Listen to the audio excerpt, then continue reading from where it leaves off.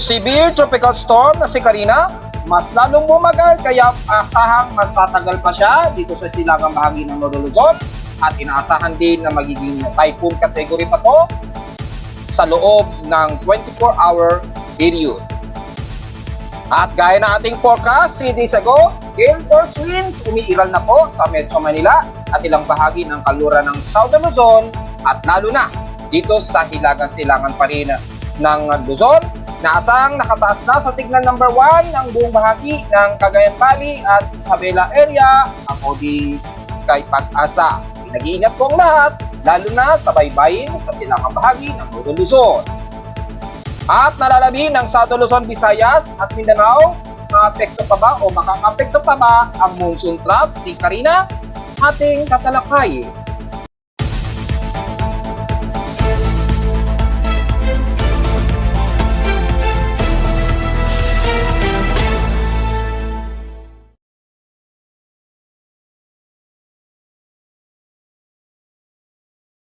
Hello, good morning mga folks. Welcome po muli sa ating Daily Weather Bulletin at Analysis para sa araw ng SONA, July 22, 2024. Ang oras sa ating Bossman may umaga ay alas 11:21 na ng umaga. Inaasang nakataas ang heavy rainfall ngayon sa bidang panig ng Northern Luzon hanggang Southern Luzon na po yan. Siyempre, hindi lusot ang Bicol Region dahil gaya na ating report 2 days ago pa, 3 days ago pa, sinasabi na nga natin ngayong Lunes hanggang Martes ay expected natin na mas mararamdaman natin ang sungit dala ng paghatak sa ating habagat nitong severe tropical storm Karina. At gaya ng inaasahan, nangyari na nga po, nararamdaman na namin dito sa Caloocan ang matitinding enhanced habagat pool at nakakaranas na kami ng gale force winds na umaabot ng mahigit 60 at almost 70 kilometers per hour ang aming habagat gale force winds dito sa amin sa Caloocan. At makikita nyo naman yan mismo sa real-time na aking weather station mula sa aking website sa www.pimoweather.com. At kitang-kita naman ang pinaka-real-time natin, ang most of minimum wind speed namin ay 35.7 km per hour at umapalo ng mahigit 60 km per hour ang bugso. So ingat po sa mga magrarally kung patuloy pa rin na magrarally ngayon sa araw ng SONA. Nagaganapin ngayong araw hanggang simula nitong mamayang alas 3 ng hapon. Asahan po hanggang bukas po yan na makakaramdam tayo na matinding sungit nitong si Karina lalo at bumagal po ang kanyang kilos habang pumapahilaga ito. At dahil bumabagal, inaasahan pa natin na mas mag-iipon pa yan ng lakas dahil medyo mabagal nga po yung progression ng kanyang intensification dahil katamtaman lamang ang temperatura o balanse po ang temperatura sa karagatan natin diyan sa silangang bahagi ng bansa sa sa Eastern Pacific natin o sa West Pacific Basin natin diyan sa silangang bahagi ng Luzon. Kaya medyo mabagal ang development niya pero habang ito ay nag-iipon ng lakas, inaasahan nga natin na posible pa o inaasahan na aabot ito ng typhoon category maaaring ngayong maghapon. Sa ating current conditions, gale force wind po tayo ngayon. Ayan o, gale force, ibig sabihin po, humihigit po sa 50 kilometers per hour ang aming wind speed namin sa Caloocan at bugsong umaabot ng 80 kilometers per hour. Kaya inaasahan, nakakapagbuwal ito ng mga puno. Ingat po sa mga kababayan natin sa Metro Manila dahil ang current condition natin ay nasa gale force wind situation. So sa kasalukuyan, makikita niyo active ng reading ng aking weather station sa gustong malaman ang lakas ng hangin sa Metro Manila. At kung makikita ninyo ngayon ay overcast pa rin tayo, gloomy, so patuloy pa rin tayo makakaranas ng maulap na ipapurin na may dalang sungit ng dala ng hangin at biglaang drizzle, light rains to moderate and some heavy rain showers. Medyo pabugso ito dahil nga po sa sumasama ito sa bugso ng hangin ng habagat na hinahatak ni Karina dito sa Metro Manila at sa ilang parte ng timog kanluran ng Luzon. Kaya medyo bugso po yung buglang buhos ng hangin na may kasabay na ulan. So ingat po sa ating mga kababayan, lalo na sa may bandang kabundukan At delikado po ngayong araw, lalo na't mabugso ang hangin. Mula sa ating tropical weather disturbance monitoring, 4 na po ang ating weather disturbance na ating minomonitor mula sa aking Pimo Weather Monitoring System sa ating West Pacific Basin. Tatalakayin natin yan maya-maya. Dito muna tayo sa aming lowest temperature na nitala na aking weather station kaninang 5:13 a.m. Nakapagtala kami ng lowest of 25.7 degrees Celsius. Kahapon, pinakamataas na ang aming temperatura at 30.9 degrees Celsius. Kahapon ito ng umaga at 10:23 a.m. Sabihin lamang ay medyo katamtaman lamang ang aming heat index na maituturing at 40.9 degrees Celsius ang aming naging heat index since kahapon. Pero kung titingnan natin ang PSEC rin in past 24 hours, since malamig ngayon ang buong bahagi ng Nolo Luzon, expected pinakamataas ang katimugang bahagi. Gaya na lamang sa Zamboanga Peninsula ay nakapagtala ng pinakamataas na temperatura na 34.1 degrees Celsius.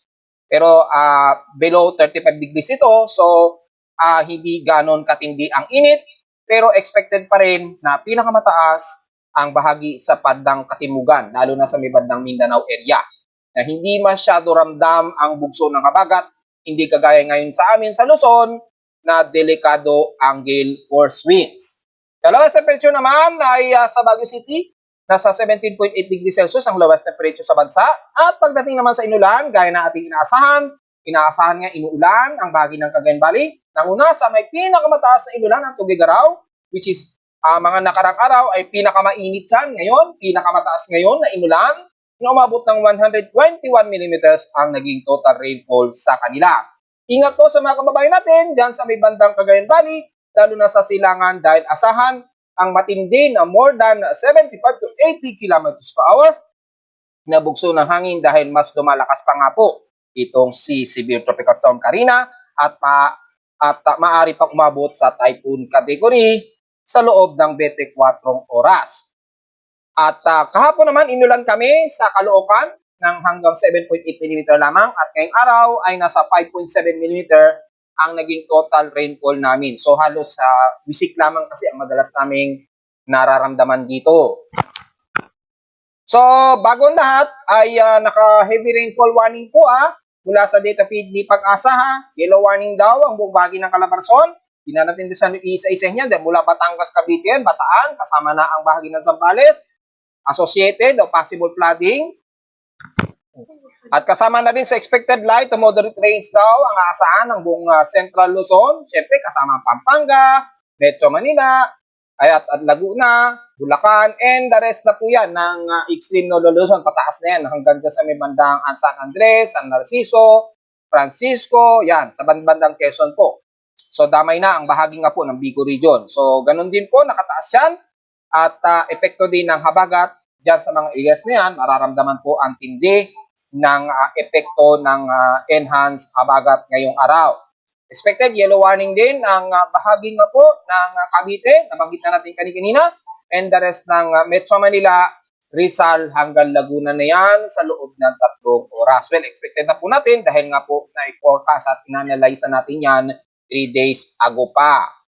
Sa high tide and low tide status po ay so far, nasa maximum high tide po tayo. So, bukod sa mataas po ang high tide natin, inaasahan natin 1.5 meters po yan. Napakadelikado po pumalaot ngayon. At inaasahan natin yung mga biyahe po na tatawid dyan sa may bandang Batangas at ilang parte ng isla ng Southern Luzon at bandang Visayas. Maalamang ay magpo-postpone muna sila ng biyahe dahil bukod sa mataas po ang alon, pataas din ang high tide at mataas din ang bugso ng hangin. At inaasahan, nag-declare na sila ng mga medyo temporary muna na restraint sa mga biyahe sa Impapawid ng within 18,000 feet ang taas dahil medyo malakas nga po ang hangin lalo na sa bahagi po ng Luzon hanggang dito sa may Southern Luzon. Ina-expect po na medyo magkakaroon ng flight delays kaya pasensyahan muna sa mga kababayan natin na nakaschedule ang flight ngayong araw, expected dyan para lang sa kaligtasan ng lahat. At dahil dyan ay kung sisilipin natin yung alon, epekto kasabay na rin po ng mataas na alon sa bansa ay makikita po natin ay nakataas na po ang full gale winds at taas po ng alon dito sa buong silangan ng Northern Luzon hanggang Southern Luzon na po yan. At pinag-iingat po mga kababayan dyan at maabot na po sa 2.5 hanggang 5 meters malapit sa pinakasentro outer band ditong si Karina dyan sa northeastern Luzon. So, totally, bawal po muna pumalaot dyan sa bahagi nga po ng baybay ng Cagayan Valley at dito sa parte ng Quezon at Bicol area sa baybayin. Medyo mataas po sa 1.25 hanggang 4 meters po ang alon. Sa kanluran naman, dahil sa hatak po ng habagat, bawal din po pumalaot ngayon dahil inaasahan 1.25 hanggang 2.5 meters po ang ina-expect na tataas sa loob ng 24 oras. Ay, kitang-kita naman po natin sa ating significant wave height. Data feed dyan ni Pag-asa GMA o Japan Meteorological Agency. So, sigurado po tayo na ganyan ang magiging notice din kay Pag-asa. At makikita naman natin, malinaw naman na delikado pong pumalaot. Mapakanluran man yan o mapasilangan ng Luzon hanggang Southern Luzon. Delikado po pumalaot yan mga folks. Sa ating outside humidity, 91% po. Well, expected na po yan at tumaas pa ng 3% since last hour. Nasa 1,006 hectopascals naman ang outside atmospheric pressure natin. So, steady ito since last hour dahil may presence tayo ng malakas na bagyo. Kaya medyo mababa ang ating atmospheric pressure at 1,006 hectopascals. Pasok na tayo sa wind convergence at pasok na rin tayo sa tropical wave ang area ng Metro Manila dahil nga po sa mababa ang atmospheric pressure. So take note yan mga folks. Sa high tide and low tide status naman ay inaasahan natin, nabanggit na po natin na nasa high tide nga po tayo. Nakakabanggit ko lang kanina. So skip na po natin yan. At diretso kagad tayo sa ating almanac. Sumikat pong haring araw kaninang 5:37 a.m. at inasang lulubog ito mamayang 6:28 p.m. Ang ating warning gibbous na po at 99% naliwanag na lamang ng buwan. Mula kagabi na naging full moon po ito. Ay na-expect po na magmo-moonrise mamayang gabi at 7:23 p.m. At kinabukasan naman ng umaga at 7:06 a.m. naman ito lulubog. At sa ating local weather outlook para ngayong Lunes at Martes, pinaka-importante pong araw ng Lunes ngayon dahil araw po ng SONA, State of the Nation Address ng ating Pangulo. Inaasahan natin na maulap ang himpapawid natin at may mga bugso na masungit na hangin ng halos ngayong maghapon. Siyempre, 100% ang chance na pagulan natin. Expected na po yan sa buong Metro Manila at ilang buong bahagi ng Luzon. At inaasahan natin hanggang bukas tuwing ng Martes ay patuloy tayong makakaranas ng mabugsong hangin, maulap at maulan pa rin at 100% ang pag-ulan. Banggit na natin yan since 2 days ago pa. At ang ating highest, lowest temperature expected natin maglalaro sa 26 to 29 degrees Celsius ang highest. And lowest temperature expected ay nasa 25 degrees Celsius. Basahin din natin ang local weather advisory mula sa Data Feed ni Pag-asa. Despite na late na ito at 3 o'clock AM pa ang kanilang report, ay namataan nila kaninang 3 AM ang sentro ni Severe Tropical Storm. Tinaas na rin nila, which is nauna tayo kahapon ng 3 PM ng hapon, which is tinaas ng aking tropical cyclone sector kahapon at sumunod na po si Pag-asa. Well, matik yan dahil 10-minute average kasi ang ating ginagamit at ni Pag-asa. Yung tropical cyclone sector na pinost ko, yan ay 1-minute average po. Talagang expected yan na mas mabilis kapag malakas ang development ng isang tropical storm. At namataan nila ito sa layong 390 km east-northeast ng Kasiguran Aurora o 425 km east ng Tugigaraw City. Which is, hindi na po updated yan. Ngayon, nasa may bandang east po ito ng Palanan, Isabela. At na may maximum sustained winds sa 100 km per hour. Malapit sa gitna, bugsong maabot ng 125 km per hour. So sa akin, kung di ako nagkakamali, mga nasa 96 km per hour yung sa akin. So ito, nasa 100 km per hour. So malakas-lakas yan kaninang madang araw. Ngayon, medyo bahagyang humina ng konti. Kasi medyo nahihirapan siyang mag-upward convect o mag-increase development dahil nga po katamtaman lamang ang temperatura sa dagat o sea surface temperature between 27 to 30 degrees Celsius lamang. So, balanse siya. Hindi ganun kainit at dahil po katamtaman lamang medyo patagal talaga ang kanyang development. Diretso agad tayo sa ating ginagamit na satellite imagery. Makikita po na napaka-organized na po ng circulation nitong si Severe Tropical Storm Karina. International name po no, Gaimi Asa nagtatanong at hindi pa alam ang meaning ng Gaimi. Well, pangalawang beses na itong ginagamit yung international name na Gaimi o langgam mula sa Korean Peninsula o South Korea, kung hindi ako nagkakamali. Gaimi, tawag nila sa langgam na yan. Nabanggit ko na yan since 2018. 2018 kasi may Gaimi rin tayong ginamit at nabanggit natin doon. Meaning talaga niyan, langgam sa Korean folks dyan sa South Korea. Ngayon, inulit na naman, ginamit na naman for the second time ang pangalan na international na Gaimi. Ganon din si Prapirun. Pangalawang beses din siyang ginamit ngayong taon at ginamit din yan ng mga nakaraang taon. I-recall na lang natin. Pero pangalawang beses yan nagamit yung si Prapiron at si Gaimi. So, madalas nagagamit yung mga pangalan na yan. So, yan, malinaw pa yan mga folks ha. Anyway, sa ating satellite imagery, makikita po natin ang napakalawak na sirkulasyon nito at matinding enhanced habagat na hinahatak na ngayon ni Severe Tropical Storm Karina. At inaasa natin mula Southern Luzon at ilang portions ng Visayas na yung monsoon trough naman hanggang din sa may bandang Mindanao ang unti-unting nahahatak nitong si Karina. Pero mula sa Southern Luzon at dito sa bahagi nga po ng buong kanluran ng Luzon, ang enhanced habagat na nararanasan ngayon natin ang matinding pagbugso na umaabot na nga po sa mahigit 65 km per hour base sa reading ng aking weather station sa Caloocan. So matik po sa iba't ibang bahagi ng Calabarzon, buong kanluran ng Zambales, buong kanluran ng Ilocos Sur, yung mga areas na yan, makakaranas kayo ng malawakang pag-ulan at malawakang kaulapan na may bugso ng gale force winds po. Siyempre, lalo na dito sa silangang bahagi. At nakataas na ngayon sa Tropical Cyclone Signal number 1. Expected po natin yan. At kahapon, binanggit na natin yan. Itataas talaga ni Pag-asa yan once na mas lumakas itong si Karina. At pinag-iingat po mga kababayan natin, lalo na sa buong bahagi ng Cagayan Valley, ng Isabela, Zambales, yan, hanggang dyan sa may bandang Tugigaraw, Santa Ana, kababayan na ng buong Kasiguran Aurora, Quezon Province, and the rest ng Camarines Norte at ilang parte ng Camarines Sur. Pero kung ikukumpara natin sa Northeastern Luzon, mas matindi po ang gale force winds ng nararamdaman dito dahil ang pinakamalakas na puwersa ng inflow ni Karina ay pagitan po dito. Yan. Pagitan po dyan ng Central Luzon hanggang dyan sa bandang Camarines Norte. Yung medyo malakas na puwersa ng inflow ng gale force winds. At lalo na dito sa Metro Manila dahil nag-ibayo na po yung ating habagat. Siyempre dahil dagat yan, lumakas po ang water vapor niyan. So, lalakas din ang hangin.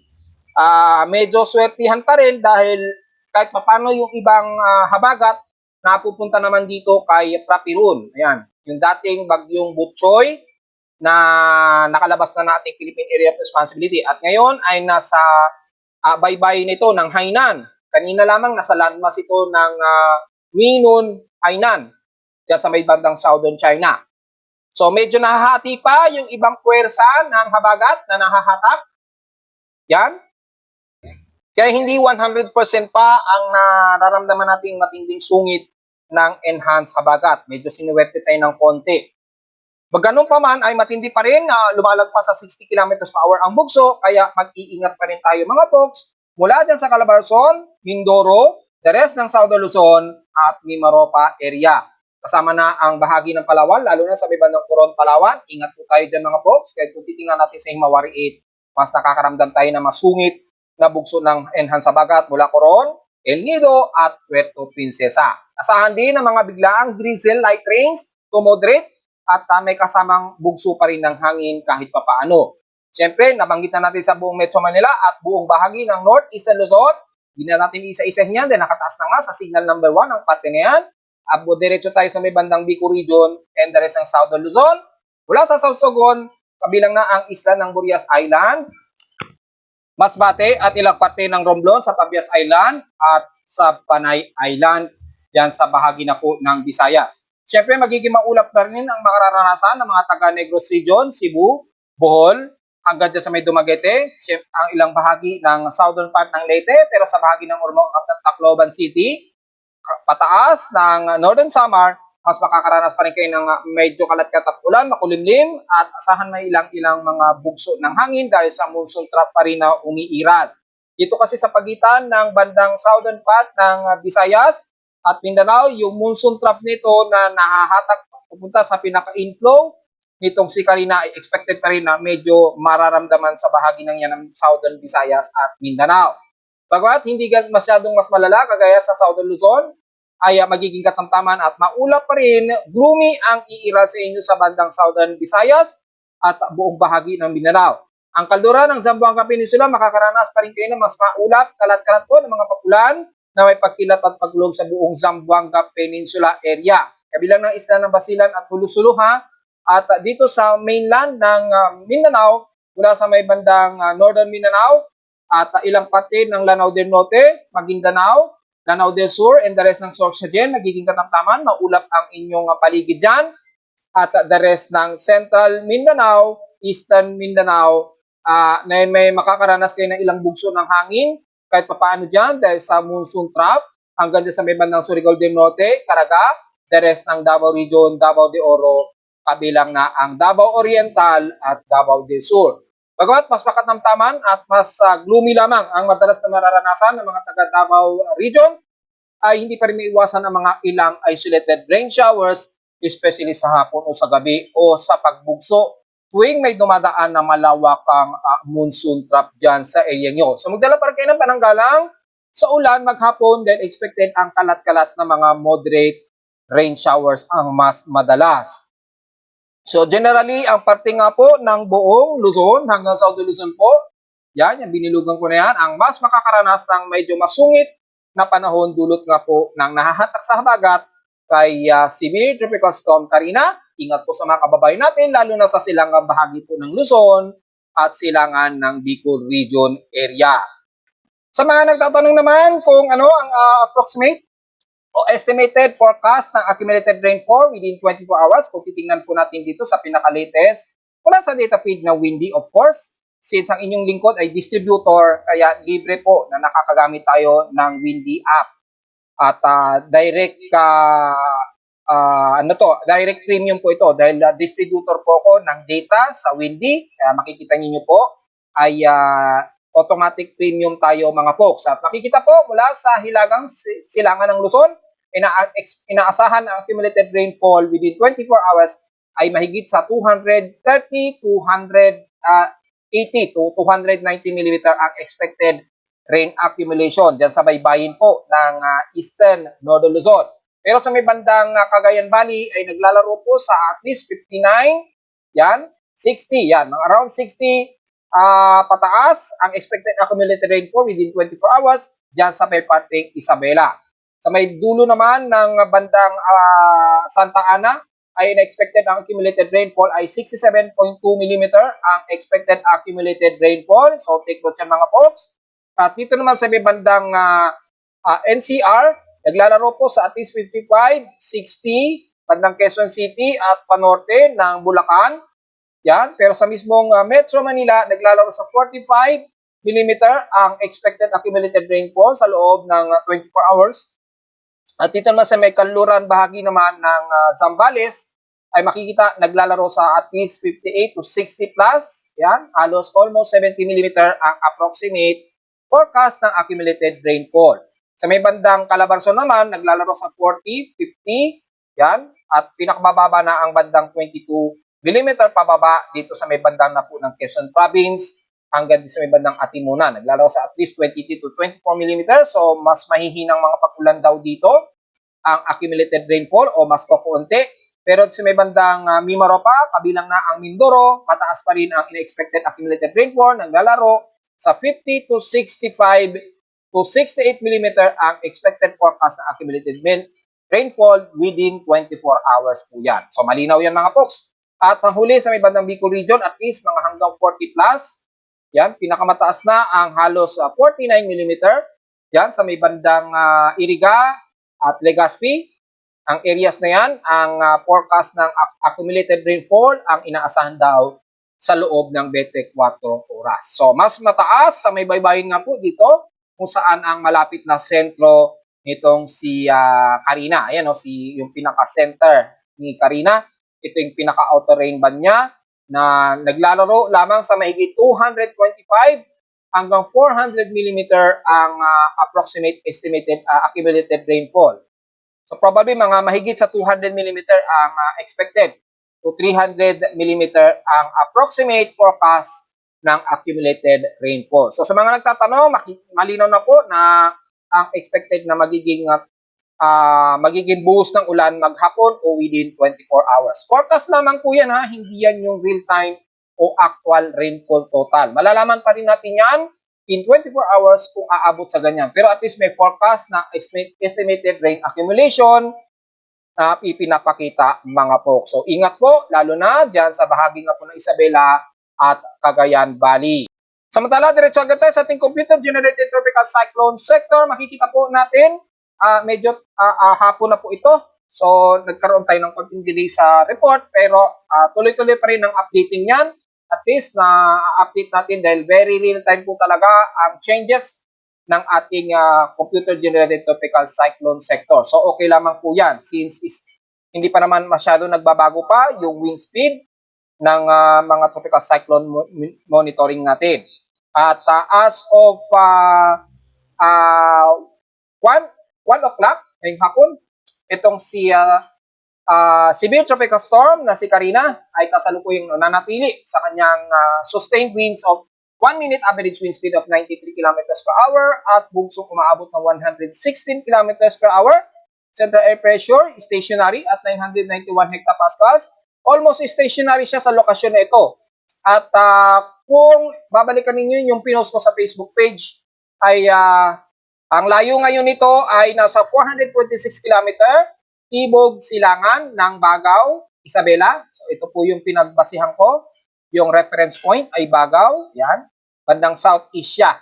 Ngayon, bandang nasa east na ito ng Bagao, Isabela. 426 km po yan. Southeast ng Bagao, Isabela. So, napakabagal po ng pagkilos niya at ang kanyang moving speed ay nasa 8 km per hour lamang po ang moving speed niya habang kumikilos pa-northward kaya napakabagal at almost stationary na nakatambay po siya dyan sa may bahagi na yan ng northeastern Luzon. Kaya ingat pa rin po dahil nag-iibayo pa rin ito ng lakas, dahan-dahan. Dahil mabagal po ang organized development niya, dahil katamtaman o balanse po ang temperatura ng sea surface temperature natin between 26 to 30 degrees Celsius ang sea surface temperature. Katamtaman lamang, kaya ganun na lamang kabagal yung kanyang development. Pero habang tumatagal kasi po yan sa dagat, asahan na unti-unti pa rin i-increase o yung tumataas ang kanyang wind velocity o yung lakas ng hangin. So expected pa rin na tuloy-tuloy na maghapon tayo makakaranas ng masungit na panahon nitong si Karina habang medyo tumatambay siya dito sa silangan ng bandang Isabela, sa baybayin. So habang nakatambay dyan, expected sa loob ng 24-hour period, kung titingnan natin yung ating TC primary track forecast, ay expected within 24 hours ay inaasahan pa rin daw na aabot ito ng typhoon category. So, pag umabot na siya sa typhoon category, mas masungit na panahon at mas malawak na tropical cyclone wind signal ang ine-expect natin na itataas ni pag-asa niyan, lalo na sa buong extreme northern Luzon dito sa may bandang silangan. Siyempre, sakop na ang bahagi na po ng Cagayan at Isabela at kaduluduluhan na po ng Cagayan. So, pag medyo alisto po sa mga kababayan natin at ingat po, asahan ang mga pagbugso talaga ng hangin. At kung titingnan sa ating data feed track mula sa iba't ibang mga weather agencies, gaya na lamang ng Joint Typhoon Weather Centers, makikita po natin na habang kumikilos ito pa-northward sa loob ng 24 oras, dahan-dahan itong magno-northwestward hanggang sa tuluyan itong mag-west-northwestward patungo dito sa bandang Taiwan. Kung titingnan natin using TC track converted sa oras natin sa Pilipinas para mas eksakto sa oras natin sa Pilipinas, mula ngayong araw hanggang bukas ng Martes, inaasahan natin dito sa may bandang silangan na ito ng bandang Batanes Group of Islands.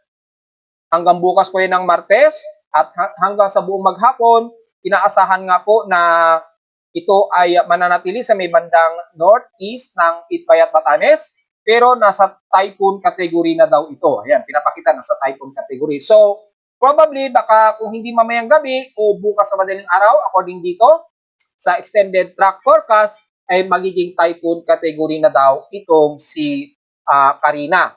So, tingnan na lamang natin yan at tuloy-tuloy siya na manatili as typhoon category hanggang Miyerkules daw po ito. Nasa bandang silangan na ito ng Taiwan o northeast northeast na ng Itbayat Batanes. Sa kaduluduluhan na po yan ng Batanes. At expected yung hatak sa habagat, magpapatuloy pa rin yan at mararamdaman ng mga taga-extreme Northern Luzon. So watch out pa rin po hanggang Wednesday. Ang inaasahan nating approximate time na mararamdaman ang bugso ng habagat o mahahatak na enhance habagat hanggang Miyerkules po yan mga folks dyan sa extreme Northern Luzon. Pero pag nandyan na yan sa bandang Eastern Taiwan, medyo kakalma na o bahagya ng hindi masyado ramdam ang lupit ng enhance habagat dito sa may bandang Central Luzon, kabilang na ang Metro Manila at Southern Luzon area. Mga ilan-ilan na lamang na monsoon trough na lamang ang mararamdaman natin sa Metro Manila hanggang Southern Luzon by Wednesday. Samantala, ito naman si dating Bagyong Butchoy, nasa tropical storm na si Prapirup, ay nandito na to sa baybayin ng Haikou, Hainan. Yan, so nakakaranas ngayon ng matitinding pag-ulan at pagbaha ang bahagi nito ng Hainan. So kung may Pilipino tayong nagtatrabaho dyan, ingat po, asahan po na malakasan po ang buhos ng ulan at habang tumikilos ito dito sa may bandang southern part ng China. Pero nakaka-apekto pa rin sa ilang bahagi ito ng bandang Hanoi sa Vietnam. So depende kung kikilos ito pahilaga, papasok dito sa may bandang southern China sa may Xinjiang, ay expected magdadala po yan ng malawakang pag-ulan at mga pagbaha na naman. So ingat po sa mga kabayan natin dyan sa Hainan, mga folks, at inaasahan pa natin na magtatagal dahil ang kanyang maximum wind speed pa rin ay 83 km per hour and bugso na 104 km per hour. So malakas-lakas pa rin siya. Kahit na nandiyan na siya sa halos mainland ng China, malakas pa rin ang kanyang wind circulation. Samantala, yung ibang mga minomonitor natin ng mga low pressure systems, gaya na lamang ni 93 Invest at 94 Invest. Sa ngayon ay nasa mga tropical wave systems pa lamang, lalo na si 93W. So wala pa tayong magiging comment dyan dahil still very disorganized pa yung kanyang sirkulasyon at wala pang upward low aloft na nakikitaan tayo base na rin sa satellite imagery. Sumasama lang din siya sa ilang surface trough mula kay Karina. So medyo yung development ni 93W ay hindi masyado fully coordinated. Samantala ito namang si 94W ay so far ganun din at kalalabas lang din naman kasi nito ngayong araw kaya medyo hindi pa siya ganun ka-coordinated at wala pa tayong nakikitaan na upward low convection sa ngayon. Disorganized pa siya at non-favorable pa po yung kanyang paligid. Pero dahil nasa along intertropical convergence zone line siya, posible pa itong mag-realign, depende na lamang sa development ng intertropical convergence zone. At nandito siya sa may vicinity ng Caroline Island o sa may bandang silangan ng Mindanao o southeast ng Mindanao sa labas ng ating Philippine Area of Responsibility o southwest ng Guam. So kung ikukumpara natin sa dalawang ito, mula kay 93W, medyo mas tutunan natin itong C94W. Dahil itong C93W ay anytime maaari o posible pa rin itong ma-dissolve pa rin. Bagamat active sila as parehong invest, nanatili natin siyang babantayin using tropical cyclone sector. Samantala, kung titingnan naman natin yung automatic ensemble forecast natin para kay severe tropical storm Karina, yan, at kung titingnan natin sa iba't ibang weather agencies gaya ng Joint Typhoon Weather Centers, wala kasi silang severe tropical storm category sa Joint Typhoon Weather Centers. Tayo lang sa Pilipinas at kay Japan Meteorological Agency. Mula kay GMA, makikita natin within 24 hours, according din dito, pinapakita din na magiging typhoon category talaga itong si Karina. Ayan, malinaw naman po. Magiging typhoon category siya within 24 hours po. So, take note dyan. Maliwanag naman yan sa ating mga forecast analysis. At sa ating latest automated global ensemble forecast system, nagawa ng inyong likod, makikita po na bahagya pong kakabig ito pa west-northwestward. Pagsapit niya ng Eastern Taiwan by Tuesday. Yan, bandang Tuesday po. Or Wednesday. Yan, yun yung mga approximate ahead of time. Makikita ninyo, bigla itong kakabig pa northwestward, then west-northwestward. At mukhang tatamaan pa ang bahagi nito o dadaan sa bahagi ng baybayin ng Taipei, Taiwan. So sa mga kababayan natin sa Taiwan, medyo maging preparado na po tayo dahil mukhang kayo ang mas makakaranas ng tinding lupit nitong si Karina dahil aabot siya sa typhoon category na lalapit dyan sa Taiwan. So paghandaan po natin yan mga folks. At by Wednesday to Thursday po, mararamdaman yan ng mga taga-Taiwan ang sungit ni Karina. So medyo ready po tayo mga folks. At malinaw naman, ngayong araw medyo magno-northward muna yung magiging track ni Karina.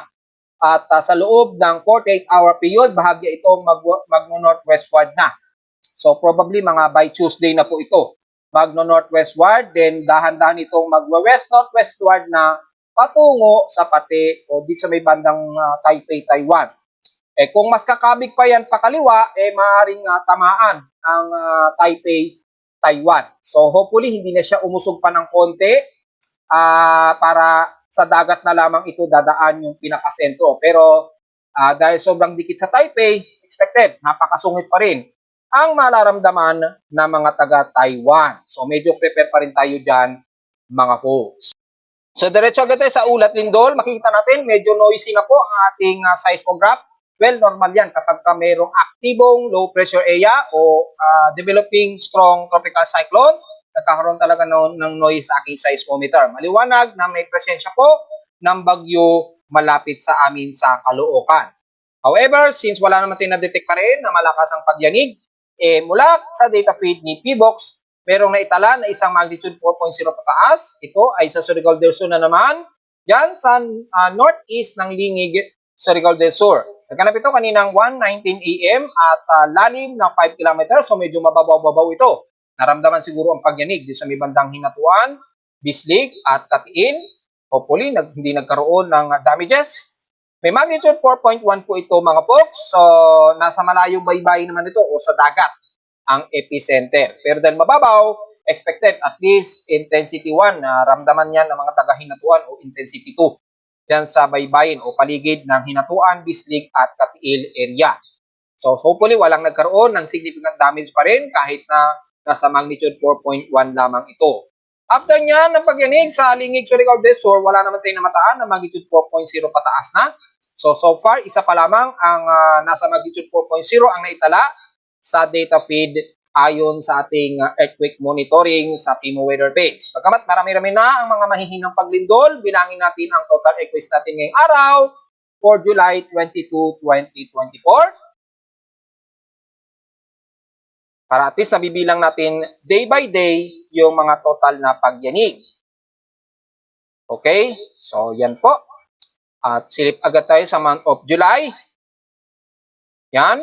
Nasa total of 811 earthquakes na po tayo. So mukhang malapit na sa 1,000 ang ating total earthquakes na naman. 760 dito is magnitude 2.0 pataas. 48 dito sa magnitude 4.0 pataas rather. So ito yung isa sa may Lingig, Surigao del Sur na nga po. Ang ika-48 na magnitude 4.0 pataas. At nanatiling dalawa ang ating magnitude 5.0 at isang magnitude 7.0. So, mabilis na po at mukhang marami-rami na kaagad at mukhang aabot na sa 1,000 ang ating total earthquakes. Halos nasa third week pa lamang po tayo ng buwan ng July, so mukhang mahihigit pa sa 1,000. Pero titingnan natin kung mahihigitan niya yung total earthquakes last month ng June. At least magkakaroon tayo ng report assessment niyan every month. So marami-rami na rin po ang ating total earthquakes ngayong July na nasa total of 811 earthquakes. Samantala, sa ating space weather observations naman, hindi lamang sa lagay ng panahon dito sa loob ng mundo natin ang ating minomonitor, maging sa labas ng ating mundo ay meron din tayong binabantayang space weather conditions. Kaya na lamang nito, bagamat kinancel na po ng forecast ng NOAA ang expected geomagnetic 1 na G1 geomagnetic storm. At kung titingnan naman natin sa ating forecast ng KP index ng araw ay wala namang nakikitaan na magkakaroon ng unsettled. Pero meron tayong expected pa rin na maliitan o minor to moderate radio blackout. Meron nga tayong na-record na solar flare at least, minor. Solar flare po, ayan. Na-report ko na rin to sa aking YouTube page, sa aking Facebook page rather. nagsimula ito, magnitude M1.9. Yan, kung titingnan natin, i-recall natin ha. Yan, magnitude M3.9 rather. Nagsimula as of 11:55 AM at nag-maximize ito kaninang ngayong tanghali 12:04 at M3.9 at nagtapos ito C7.7 nitong 12:08 ng tanghali. So medyo nagsunod-sunod po yung pag-release ng solar X-ray events natin. Bagamat mga minor to moderate, naglalaro sa R1 lamang ang expected DOS X-ray flux natin mga folks. So titingnan natin in detail yung solar X-ray chart. Medyo maliitan lamang ang naging epekto mula kaninang umaga. So kung titingnan natin since kaninang umaga o madaling araw, kaninang 7:27 AM mula sa minor ay nanatili itong minor hanggang ngayong tanghali. So medyo aggressive ng bahagya ang ating solar flare o yung coronal burst o coronal burst o CME dahil na rin sa ating sunspots. Despite na hindi naman sobrang laki, pero clusterized po ito mula AR 3756, 3761 at 3751 ang medyo aggressive dito. Kabilang na rin ang AR 3759, kaya medyo sunod-sunod po yung ating mga expected minor to moderate solar flare. Daily sunspot natin ay malaki-laki at 200, so hindi ganun kaliitan itong mga sunspots na to. Kaya madalas nagkakaroon ng mga X-ray flux na nag-a-arrive sa Earth. Expected na makaapekto ng bahagya sa ating GOS magnetometer. Kitang-kita po, nagkaroon na naman ng bahagyang distortion at kani-kanina ay naapektuhan po ng ionospheric range ang areas nga po ng Mid-Pacific at Southeast Asia. Kasalukuyang apektado ngayon ng Southeast Asia. Ngayon, papunta na ito sa may bandang Indian Ocean at naglalaro sa at least 15 to 20 MHz ang D-region absorption. So bahagyang magkakaroon ng mga ilang weak power grid fluctuations ang inaasahan na kasama na rin ilang minor impacts sa satellite operations at mga possible auroral activity bagamat hindi ito ganun kataas. At least yung probability ay hanggang 10% ang inaasahang probability ng auroral activity. So, hindi naman masyadong malakas o malawakan ang auroral activity so far.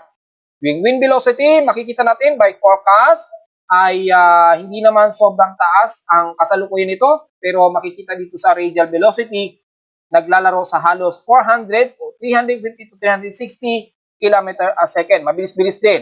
Ang kagandahan lamang nito, hindi ito rekta sa mundo o sa Earth. Makikita natin dito sa animation, waveform ng pinaka-radial density. Ano? Swertihan na lang at hindi rekta sa Earth yung mas malakas na density. Kaya hindi ganun naapektuhan yung wind velocity. Kaya at least nanatiling nasa below normal yung solar wind speed. Okay? Medyo good news na rin yan mga folks. So yun lang mga pinaka-analysis natin sa space weather observations natin. Wala namang masyadong masama o very anomaly na naka-apekto sa Earth despite na meron tayong mga ilang solar X-ray flux. Samantala, ito naman si dating bagyong Butchoy nasa tropical storm na si Prapirup ay nandito na to sa baybayin ng Haikou, Hainan. Yan. So, nakakaranas ngayon ng matitinding pag-ulan at pagbaha ang bahagi nito ng Hainan. So, kung may Pilipino tayong nagtatrabaho dyan. At narito naman ating 3-day weather forecast para sa araw ng Lunes, July 22, 2022.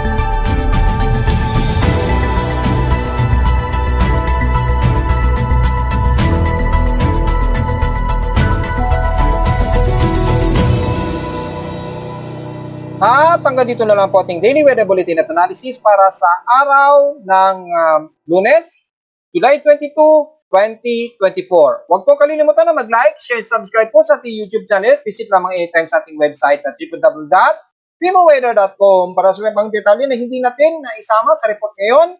Hopefully, nabigyan ko kayo ng fully details, lalo na sa ating binabantayan na tropical disturbance. Lalo na't mabugso ngayon sa paligid sa Metro Manila at sa karatig ng Luzon. Ingat po mga folks ha, lalo na sa may bandang Cagayan at Isabela area. At visit lamang din sa ating website para sa gusto malaman ang real-time events mula sa amin sa weather station sa Caloocan at sa data feeds mula sa iba't ibang weather agencies. Maraming salamat po mga folks at magandang araw po sa ating lahat. At mag-iingat po tayo mga folks.